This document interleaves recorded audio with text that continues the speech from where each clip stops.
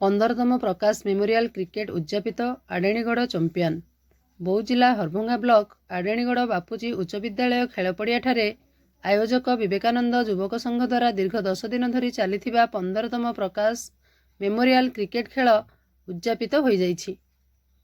एही खेलरे final match T लाइनपड़ा और आयोजक आडेणीगढ़ मध्य खेला जाइथिला। टॉस जीति प्रथमे लाइनपड़ा बैटिंग करी निर्धारित 15 ओभर रे समस्त विकेट हराई 86 रन संग्रह करथिले।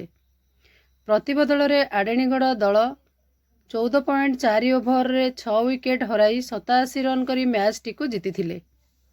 चंपियन दल को ट्रॉफी सह 21,000 टंका पुरस्कार राशि प्रदान करा जाइथिबा बेले रनर्स अप दल को ट्रॉफी सह 14,000 टंका पुरस्कार राशि प्रदान करा जाइथिला। मुख्य अतिथि भावे कंधमाल सांसदों प्रतिनिधि विश्वजित प्रधान जोग देइथिबा बेले सम्मानित अतिथि भावे आडेणीगढ़ सरपंच अजित कुमार प्रधान जोग देइथिले।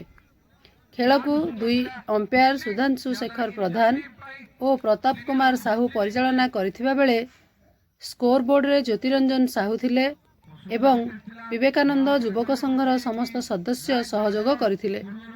उक्त मैच रे समुदाय 16टी दल भाग नैथिले।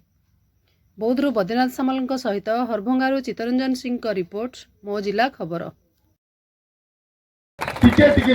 आपण माने खेल देखुतले शेष पर्यंत केमती जबरदस्त बॉलिंग करके अटकाउतले अन्य टीम को।